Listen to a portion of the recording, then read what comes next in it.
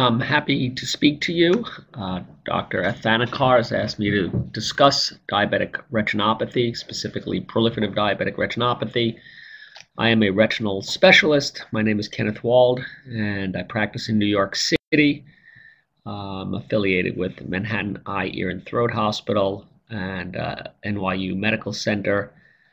I've been treating patients with these kinds of conditions for about 25 years. We'll talk a little bit about proliferative diabetic retinopathy, and I'll sort of reprise a lecture I've recently given. Generally, I would probably prefer to have more of an interactive opportunity, but since I'm here and you're there, we will just go it alone. Obviously, this condition is a very important one for a lot of reasons. One, it's common, and two, it can be quite serious. The management of proliferative diabetic retinopathy actually hasn't really changed that much. You can see here, more than 25 years ago when I began training, pretty much diagnostically, the most important thing was a clinical examination. The diagnostic test that was most useful was a fluorescein angiogram, and it still is. Panretinal photocoagulation was the standard therapeutic modality to stabilize the condition, and vitreous surgery was used in certain circumstances, which we'll come to. The only change is perhaps now we have the anti-VEGF agents such as Lucentis and Eylea and Avastin. But in short, though there's been some refinements, the condition is treated in many ways the same as it's been treated for many, many years.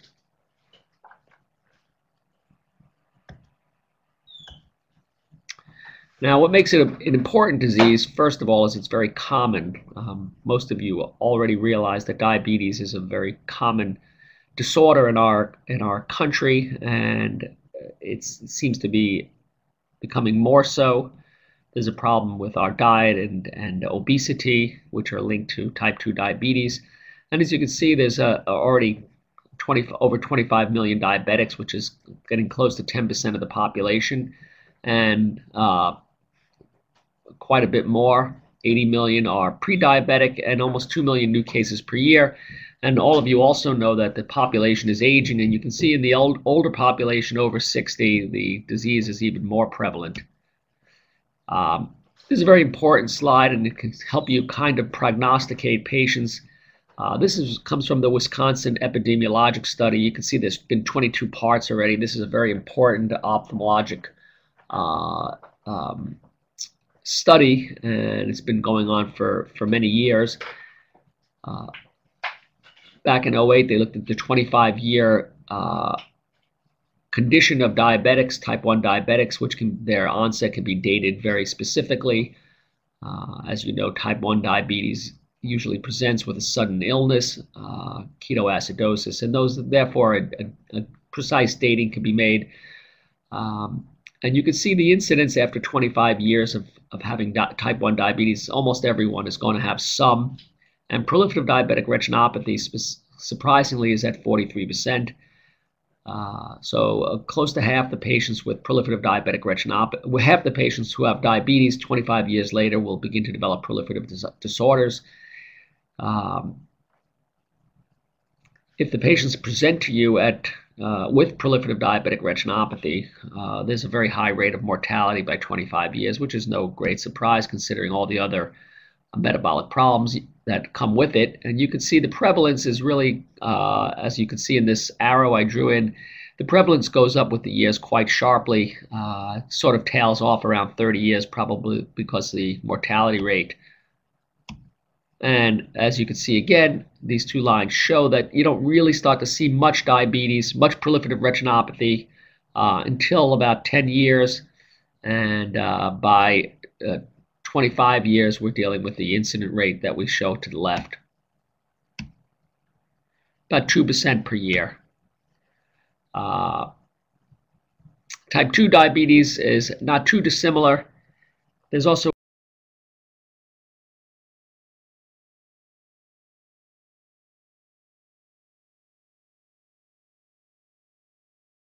a relative. So you can see there's a very high incidence rate of proliferative diabetic retinopathy, not only because of its relatively high incidence after 25 years or so, but there's just a simply high rate of diabetes in our population.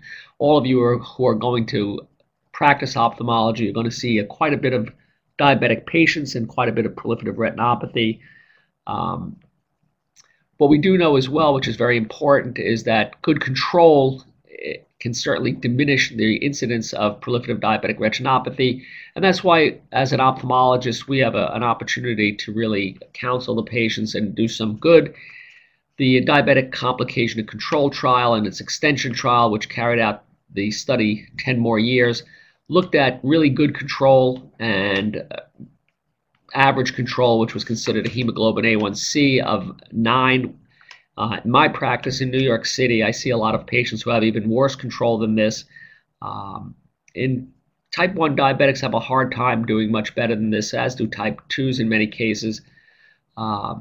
Intensive treatment required 3 injections or a pump. And as you may all know, already taking care of patients for a few years, a great many patients, perhaps the majority, don't do a really good job, good enough to bring the hemoglobin A1C below 6.5. But you can see with intensive treatment after 6.5 years, there's a tremendous difference in the rate of proliferative retinopathy. And of course, it's by 16 years, it's 3 times lower. So you can certainly, with good control, reduce the rate of proliferative retinopathy markedly, and that's probably the first line of therapy, is talking to the patients and counseling them before they develop this complication.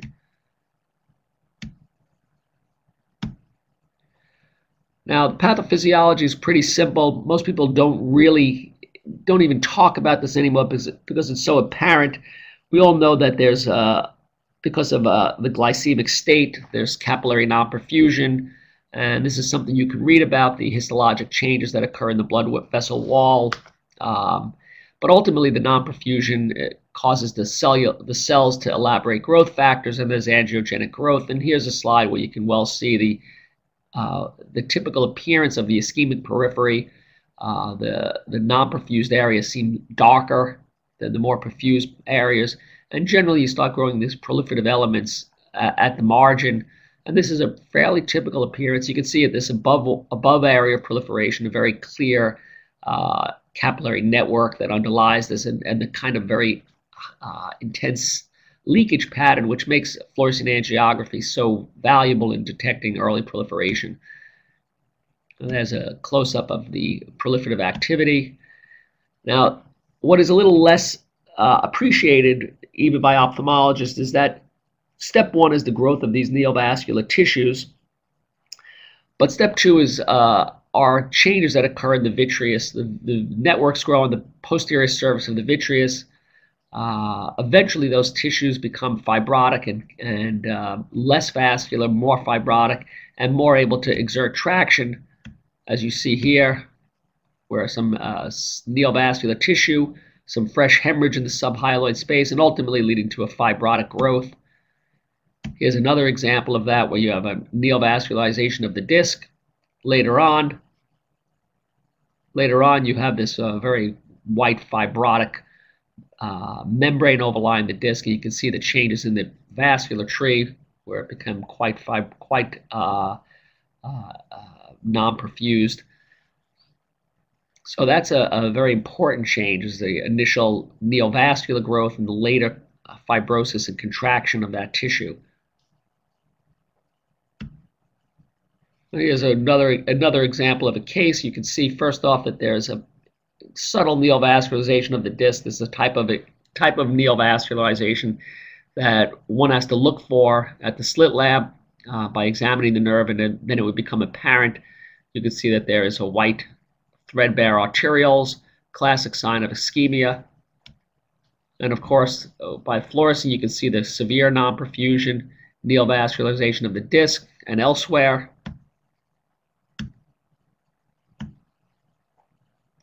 Here we're just demonstrating the growth pattern, and here you can see the growth has occurred, and then the lesion has become fibrotic, and actually a small hole is formed in the retina because of that tractional effect of progressive not only growth, but then evolution towards fibrosis.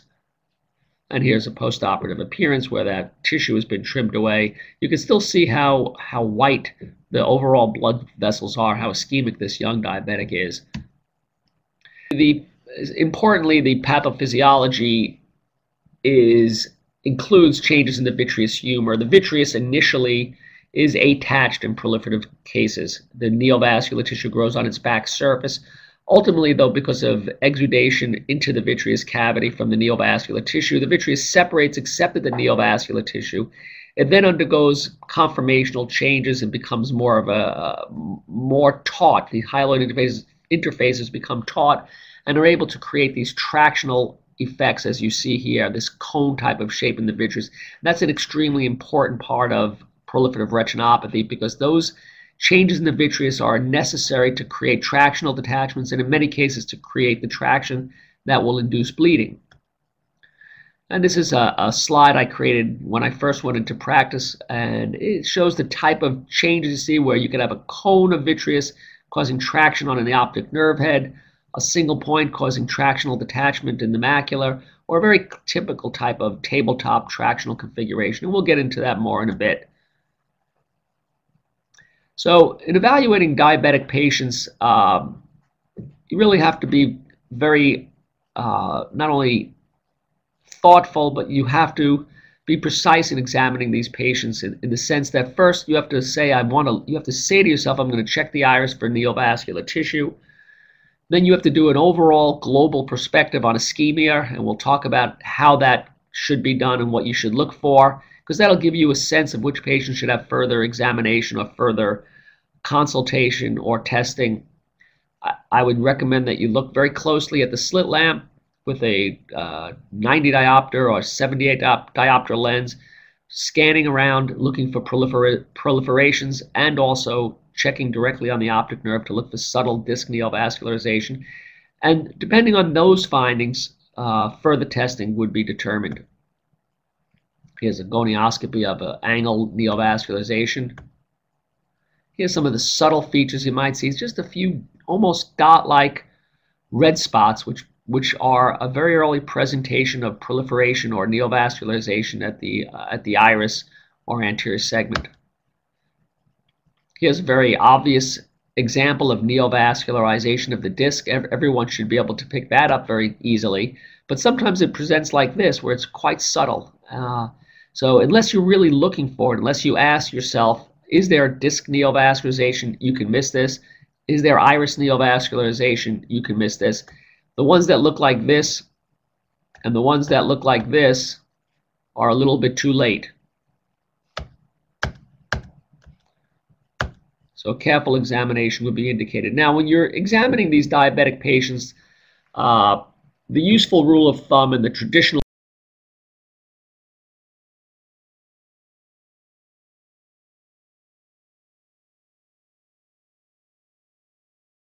one is to use that they ask you to kind of compare your patients to.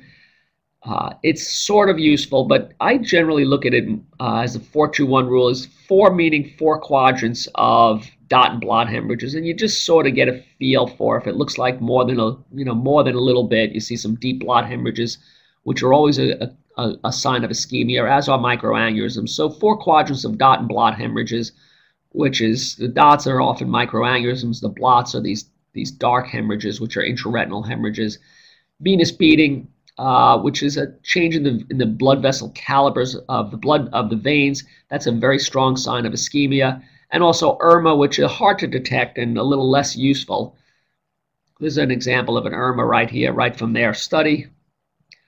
Cases like this are a little easier, where these deep blot hemorrhages, which are really ischemic infarcts in the retina. These type of deep blot hemorrhages are a very strong sign of ischemia. Here's an example of a venous loop.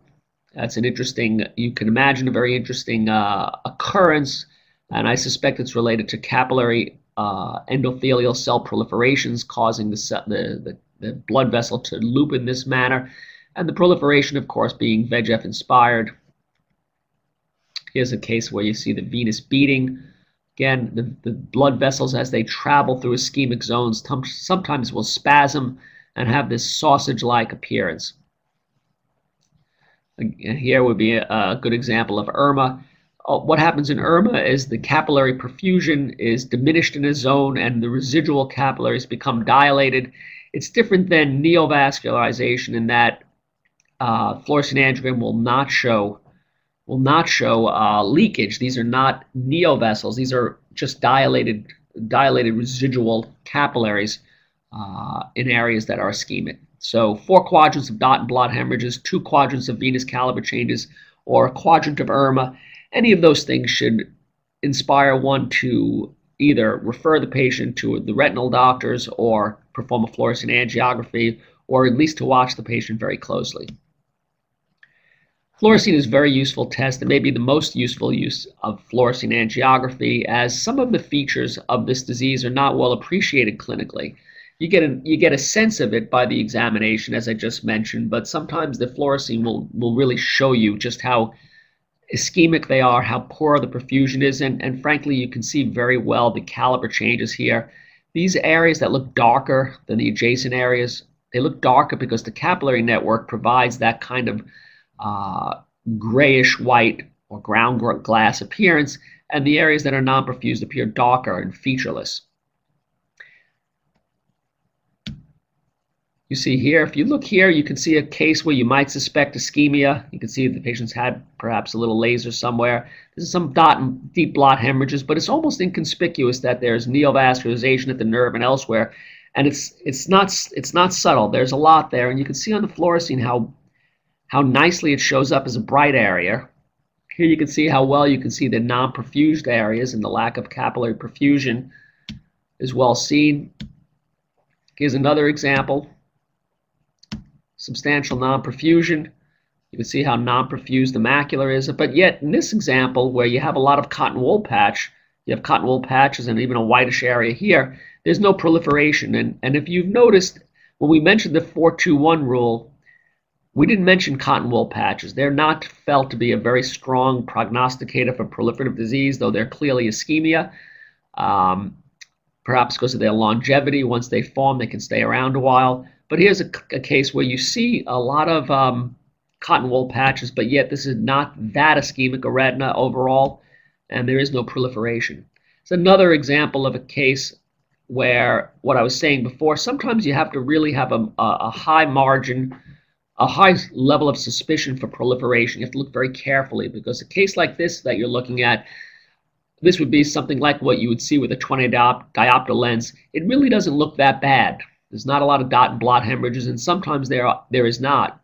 If you look very carefully with a 90 or 78 diopter lens and really scan the periphery, you probably pick up some signs of ischemia.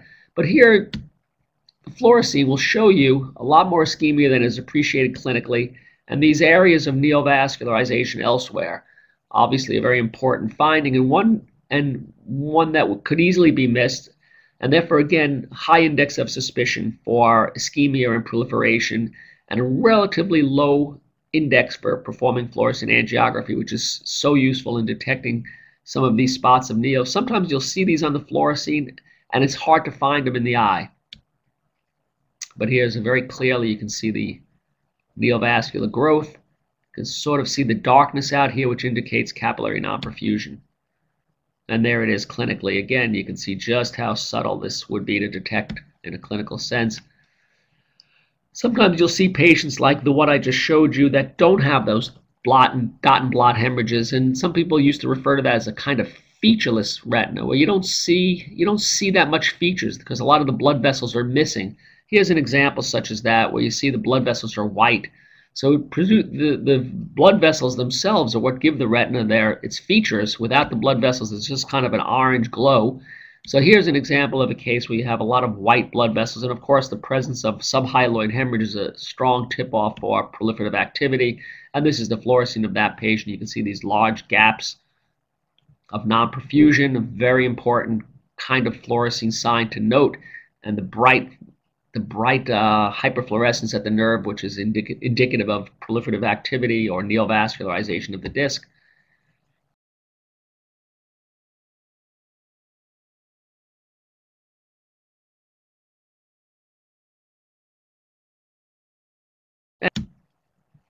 So To summarize that, I'd say a very careful examination would be indicated. Signs of ischemia should lead you to strongly suspect proliferation and further workup with fluorescein angiography or consultation. If you find these severe features based on the 4-2-1 rule, even if one of those features, dot and blot hemorrhages, half the patients can wind up with proliferative retinopathy in 4 years. Follow-up should be frequent. If they're very severe, meaning 2 of those 4-2-1 treatments, 75% risk of PDR within 4 years. And those patients, you could make a case to treat them because it's such a high risk, or just very close follow-up. Depending on how less severe it is, whether it's very mild or moderate, you can follow those patients less often, perhaps even once a year, depending on just how mild it is. Now, we're going to look a little bit about management. So far we've talked a little bit about how common this condition is. Secondarily, how the clinical examination is very important to detect the signs of ischemia, to detect the signs of proliferation, and how we could also use just simple counseling of the patients to control their sugar, which will reduce the incidence. And I think those 3 things could be really the mainstays of management. Those 2 things, the mainstays of management for general ophthalmology, general comprehensive ophthalmologists. Treatment, I think, could also be in the realm of a general ophthalmologist, perhaps not the surgery, but we'll go from here to talk a little bit about managing this condition. So what do we got for treatments? We have panretinal photocoagulation. That's been used for this condition for more than 40 years. We have the anti-vasogenic agents, which are still not quite standard of care for proliferative retinopathy. Of course, for diabetic macular edema, it's probably now the mainstay of surgery. And then we have the vitrectomy microsurgery. Laser intervention. Here's a slide from the diabetic retinopathy study where you can see the laser is very intense, very posterior, and initially they would treat right on the proliferative elements. Probably this level of intensity would be a little bit rare today. You can see how close posteriorly this is, and obviously would have some symptomatic impact.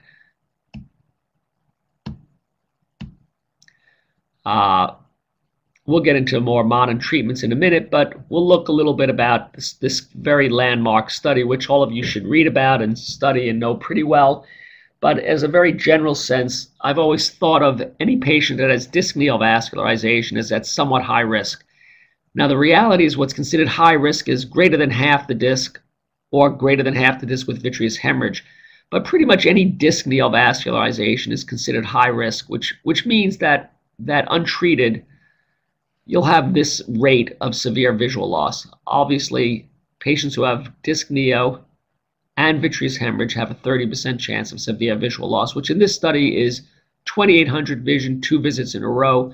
Remember, this study is back in 1973. A vitreous hemorrhage in those days was a pretty severe event, as vitrectomy surgery was not yet developed.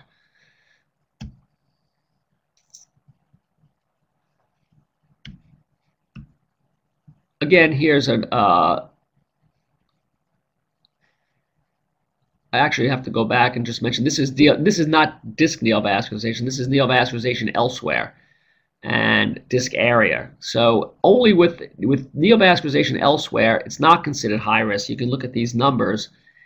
It's considered high risk only if there's associated vitreous hemorrhage. I'm sorry to have said it wrong. This is neovascularization elsewhere, which is in and of itself not an indication for treatment because it is a relatively low risk over 5 years of causing hemorrhage and visual loss. Whereas disc neovascularization is very much the opposite. Disc neovascularization, whether it's even without bleeding, if it's greater than 1/3 disc area, very high rate of severe visual loss. Obviously, panretinal photocoagulation diminishes that quite a bit. And you can see in those cases where there's a large area of disc neo and hemorrhage, very high rate of visual loss without treatment, and it's still kind of high even with the treatment. And this is from the from that study looking at that 1/3 disc area of treatment.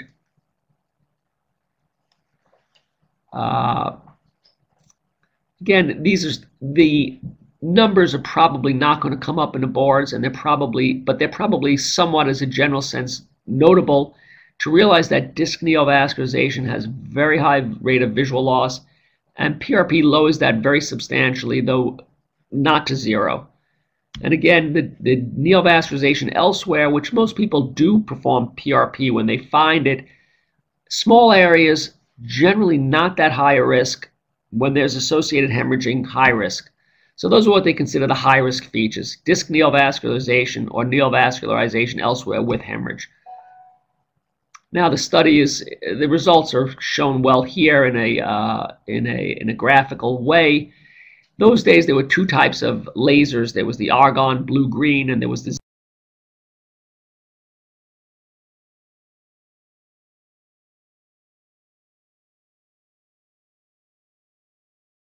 xenon group had a progressive and very steep slope of visual loss, whereas the laser-treated group with pan-retinal scatter had a much lower rate of visual loss. And you can see that the xenon is actually even better in preventing severe visual loss. It created very large burns, and the side effects, of course, were greater. But it does point out that sometimes heavier treatment will actually reduce further than lighter treatment the development of progressive neovascular growth, hemorrhage, and the other complications. And that is simply because the more laser, the more thoroughly treated, the less elaborated vascular endothelial growth factor, the less neovascular stimulus. So looking at pan-retinal scatter, which again, this study, the diabetic retinopathy study, was reported in 1973 and was probably conducted even earlier than that, a very, very long time ago. And you know, what's new since then?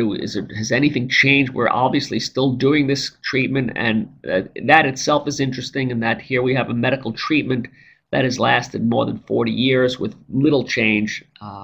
And it goes to point out just how effective this is. It's a very safe treatment, and it really works. I think the proliferative patients would certainly go blind without it at a very high rate. So the technique, you know, I try not to go too posteriorly. I don't treat that heavily as you saw in those pictures, and I'll try to do it on over a few sessions, just so the patients are not too uncomfortable. I very rarely would use a retrobulbar nerve block, though that was common back in the earlier days. Wavelength, we don't use blue-green anymore. It's mostly either argon green or a frequency doubled YAG.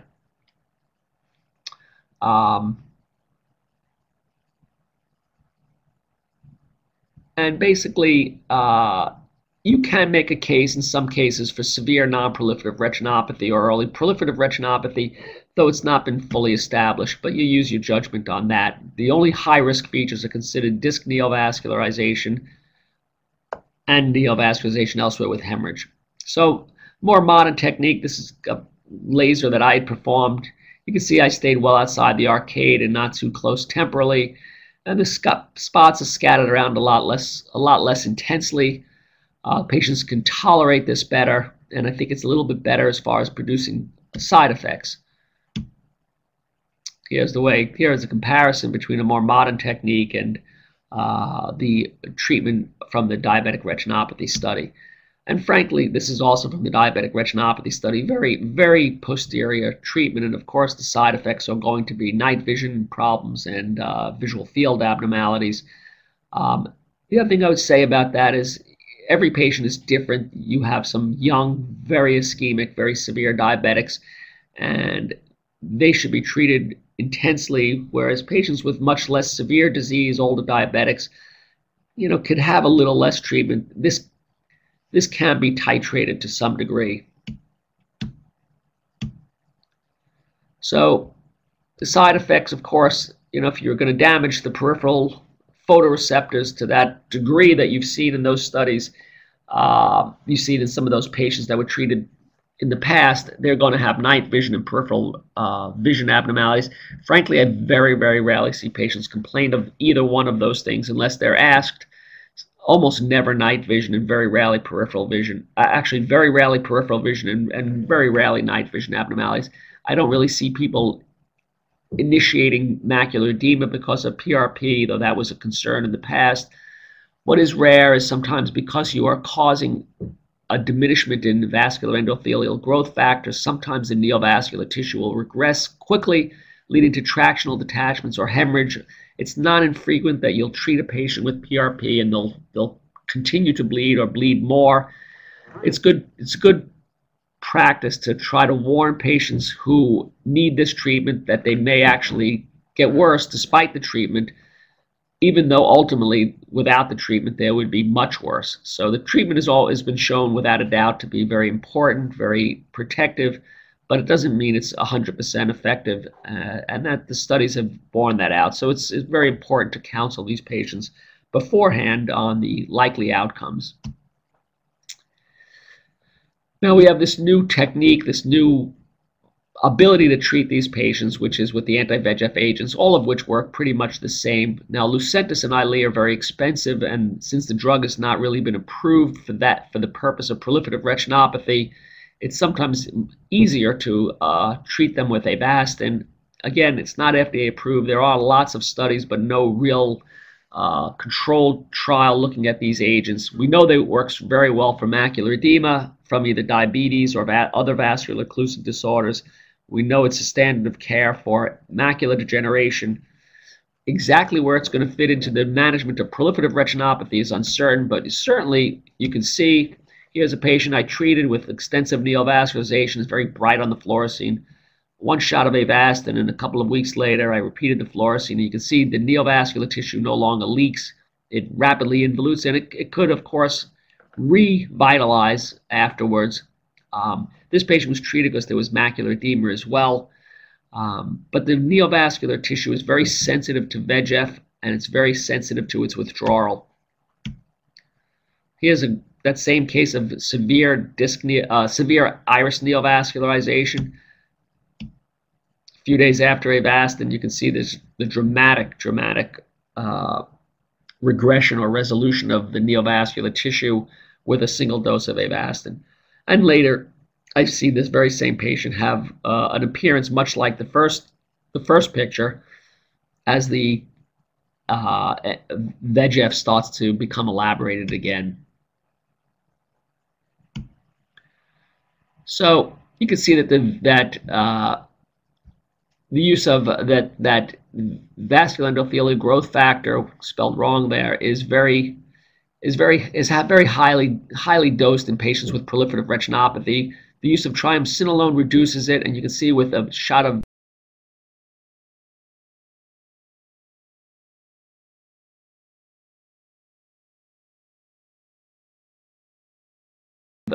very occasionally I'll use it in proliferative patients as a preoperative treatment. Here's a patient you can see with a tractional detachment. There's vitreous blood, there's neovascular tissue, and a shot of Avastin was given, and this is the appearance it had right out a day or two later. You can see the neovascular tissue has become much more apparent because it's induced fibrosis, and now the patient has a detached retina. So you have to be very, very cautious about its use. And of course, this postoperative appearance to show that we ultimately did fix it, but it was a much more difficult surgery. So though VEGF inhibitors for proliferative retinopathy seem very, very enticing, you're getting right at the source of the condition, which is the elaboration of vascular endothelial growth factor.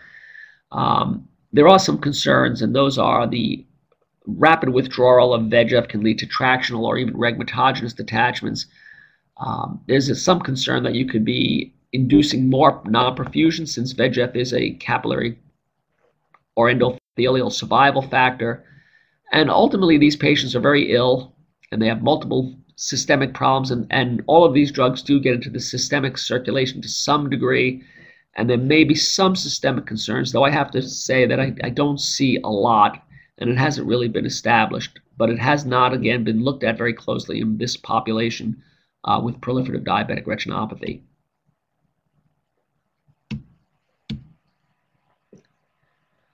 So to me, I sometimes will use a Avastin or the other agents that are available. Again, it's not established. There's no clinical trials that are blinded or controlled, but you can use it preoperatively to prevent bleeding, intraoperatively. So the preoperative use of the drug before you do a vitrectomy can be helpful. These days we have a lot of opportunities to control bleeding. The vitrectomy surgery is done with small gauges and with valve cannulas, so the hemostasis during surgery is a lot better than it used to be. Sometimes in patients with vitreous hemorrhages that are non-clearing and they can't have surgery, you can try to use VEGF inhibitors to stop the bleeding. You have to be sort of confident that there's not too much fibrovascular proliferation, because you can induce a traction detachment, and still yet it may take time for the blood to clear. I like to use it sometimes in late bleeding, some months or even years following a vitrectomy for proliferative retinopathy. Sometimes there'll be some neovascular proliferation that is not in the place that it was before because there's no more vitreous. So the neovascularization that can be induced post-vitrectomy sometimes is in the anterior part of the eye, what they call anterior hyaloidal fibrovascular proliferation. And in the past, some of these patients would undergo multiple vitrectomies to clear blood. Now I think the use of Avastin is very efficient for that and can avoid some reops. So to summarize, we have the treatments of proliferative disease, which include first and foremost the panretinal photocoagulation, which somewhat depends on having a clear media, examining and finding these patients at an earlier juncture in their disease, before they have vitreous hemorrhage, before they have traction detachments. The judicious and sometimes intensive use of panretinal photocoagulation is usually curative. Our second treatment, which is not firmly established yet, is the use of the anti-VEGF agents. Their use is probably valuable in many circumstances, and we may learn better just where they should be used. But at this point, I'd say some caution should be exercised in using them. And then, of course, the treatment that is utilized if the patients are losing vision from either hyaloid interface processes, as I'll show you in a moment, or traction detachment, or non-clearing vitreous hemorrhage, is the vitrectomy surgery. And again, this surgery is this has been around now since probably the late 70s, early 80s. So it's a pretty new treatment, and it's in a state of evolution. In the past, the results of this surgery were not very good. Now they're extremely good, and much we can get much better results and a much lower complication rate. Here's a typical case of a diabetic traction detachment. You can see at this point in the disease process, the patient has had laser photocoagulation. The neovascular tissue looks to be largely white or regressed, which is a late stage. You can see some of these sheets of white tissue are contracted posterior hyaloid interface, and sometimes it sticks, to the macula, as you can see in these OCT images, and one can clearly see that the retina is elevated. And this is a postoperative appearance. At some point, maybe I could have we can send some videos of how this looks. But here we can see we've basically used a scissor and cleared out all this tissue, and the retina starts to slowly reattach. Here you can see it's still, even postoperatively, still has subretinal fluid, but months later that resolved. Here's a patient with a condition we might refer to as a posterior hyaloid face, a taut posterior hyaloid face, and the proliferative tissue is still active. It's growing on the posterior hyaloid face. You can see it's this sort of a white sheet overlying the macula. Here's the OCT. Again, the linear, in this case, tissue plane. The retina is thickened. There's subretinal fluid. This is a horizontal cut. This is the vertical cut. And here's the fluorescein, a very active proliferation, this edema of the macula. It's a close-up of that. You see this kind of cystoid look about the macula. And here's the postoperative appearance with delaminating all that fibrovascular proliferation. You start to get the normal foveal umbo and improved acuity. That was the pre-op.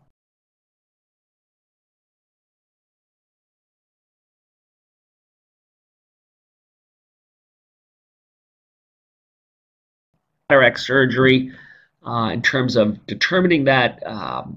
Clearly, sometimes if a patient has bilateral vitreous hemorrhages or poor vision in the other eye, they're rendered severely incapacitated, and more prompt surgery is probably indicated. I usually try to wait at least a month to see if the hemorrhage will clear. Again, there's no hard and fast rule. Certainly after 3 months or so, there's some risk in leaving a dense hemorrhage as the proliferative activity can progress, and tractional type of problems like such as attraction detachment can occur while you're in the observation mode. So the patients should be watched closely while they have vitreous hemorrhage. One should examine the iris for neovascularization, ultrasonography to determine if there's tractional effects, and consideration of their health and their fellow eye is paramount. Also important is whether they've been treated in the past. And this is a patient that we waited a little bit. You can see the hemorrhage, slowly waited for the image to come. The hemorrhage cleared up on its own. A lot of times if you're watching these patients and you start to look at them with an indirect ophthalmoscopy, you'll start to see the vitreous starting to take a kind of organized appearance, and that is almost always a bad sign that traction is taking place, and you can see that on an ultrasound quite nicely. The history is important. If they've had no panretinal photocoagulation, I would generally feel they should have treatment a little bit earlier. If they've been well treated by PRP, and there's not a lot of fibrovascular tissue, it's less of a high-risk situation. If they have a lot of diabetic macular edema, obviously it's harder to treat that if you can't see it. The retinal findings by ultrasound are important. The vitreous anatomy by the clinical appearance. What's the condition of the fellow eye? Is there anterior segment neovascularization? Obviously that's important. And sometimes the age of the patient is also very important. In young diabetics, early treatment can sometimes yield a much better visual result. That's probably because they have more aggressive disease, and earlier treatment can certainly allow more thorough and prompt photocoagulation. And that was shown in the diabetic vitrectomy study, which was a somewhat flawed study. In the era that it was conducted, there was no endo laser, and they had an extremely high rate of rubeosis and complete visual loss. But you can see here in the younger diabetics, they had a tremendous improvement in their outcome with early vitrectomy. This is to achieve a 20/40 or better visual outcome. So in short, I wouldn't draw too much conclusion from the diabetic vitrectomy study, and the only thing people usually will quote from that is that younger diabetics probably should have a little bit more consideration of prompt surgery. So the indications for vitreous hemorrhage, a case like this where you have this fibrosis growing on, this is a subhyaloid hemorrhage. And some cases where you have that, you'll start growing this fibrosis will begin to form over the macula. Once that gets far along, it makes the surgery more difficult, so I might try to operate on those patients a little more quickly, as you see here. If you have massive fibrovascular proliferation, such as this kind of case, again with subhyaloid hemorrhage, it's very unlikely that patient is going to do well without surgery. How do we do this surgery? We always know that the disease is really at the vitreoretinal interface. That's where the neovascular tissue is. I won't get into this too much, but we try to basically truncate the vitreous. And this is, we talked about earlier, how the vitreous is an important actor. It becomes separated from the retina. The fibrovascular proliferation is adhered to the vitreous. So the first step in vitrectomy is we try to separate the vitreous from the anterior vitreous, from the posterior vitreous. That simplifies matters.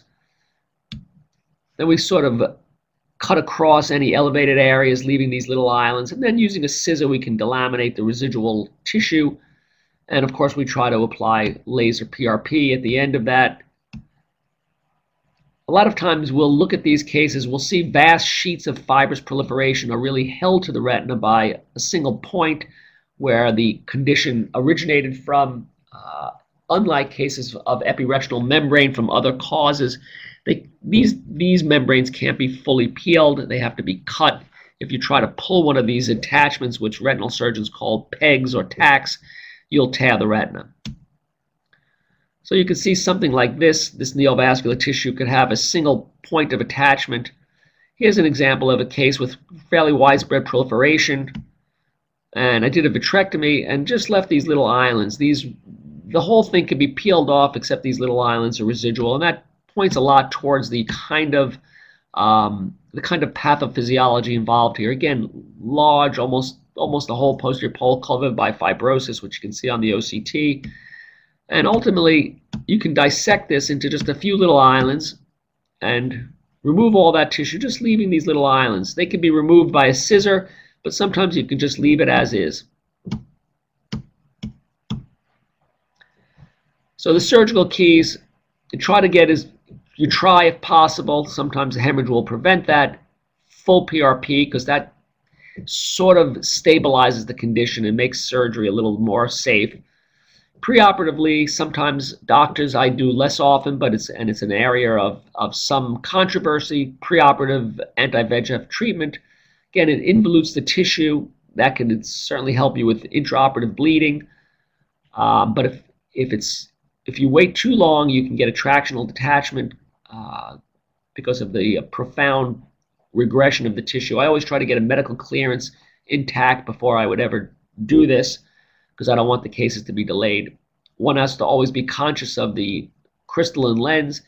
The lenses in diabetics sometimes will cloud up after about an hour of vitrectomy surgery, and certainly if they've started with a bit of a cataract and it's a difficult surgery, you may want to render them pseudophakic beforehand, because it's probably very bad for them to have a pars planar lensectomy, which could allow things like rubeosis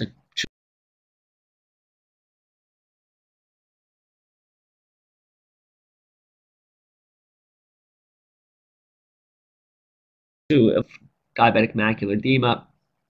Try to work efficiently, maintain the hemostasis with the new systems that we have, 25 gauge or even lower gauges like 27, which are coming on. The ability to have a constant IOP is improved. They're valve cannulas, so when you switch instruments, the IOP remains stable. And anytime the eye pressure goes low, as you may know, you're going to risk bleeding in any type of surgery. I try to remove as much the vitreous interfaces as possible, as much as the fibrovascular proliferation is as possible, and you use judgment for that, because if you're too aggressive in some cases, especially with peripheral tissue, you might create a retinal break, which changes the management quite a bit and the prognosis, and a completion of the PRP is almost always undertaken. Here's a patient that was quite ischemic. You can see was seen in 2012. You can see dot and blot hemorrhages, and the fluorescein angiogram really demonstrates just how peripherally ischemic it is. Again, this is very important to notice. This kind of whitish gray appearance posteriorly is perfused retina, and the kind of dark, featureless appearance outside of that is a clear sign of ischemia. And you can see there's some neovascularization. Clearly, this patient received panretinal scatter, but was lost to follow-up and didn't come in for 10 months. There's some PRP, but not nearly enough. Now one can see that there seems to be a white sheet over the macula, a little bit of hemorrhage. You can see the ischemic blood vessel. And the fluorescein shows just the posterior pole is just covered by a fibrovascular proliferative growth.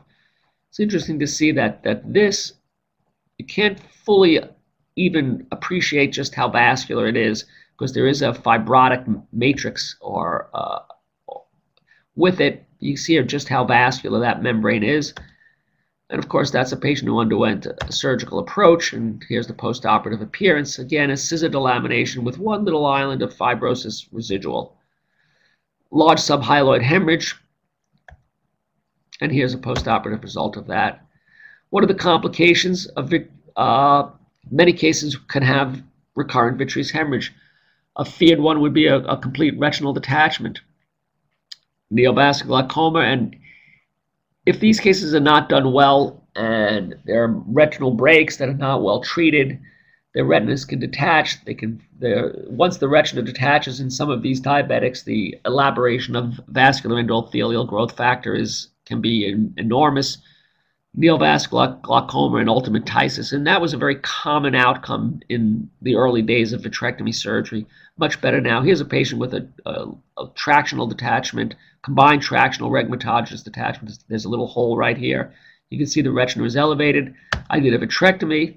Looked like a nice job. However, she formed a macular hole. I'm not sure if it's exactly a complication, but that was the result. Ultimately, that had to be fixed as well. So I would summarize the management and the concern of proliferative diabetic retinopathy in a couple of ways. First, it's a major eye disease. It's common, becoming more common. We can see it in young patients, which always makes it somewhat more important. I very frequently will be managing patients in their 20s, 30s, and 40s, still in their active, productive years. The mainstay therapeutically is panretinal scatter photocoagulation,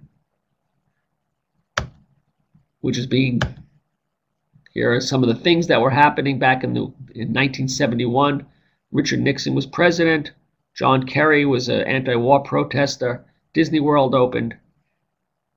Here's what cars look like. For those who can't remember that, vitrectomy techniques are really very much the same, but they're evolved. Smaller gauged valves for IOP control, and just better techniques and understanding of how to do it. The role of VEGF is uncertain, and one other point I would make is just the well-established efficacy of good glycemic control, which may yet be the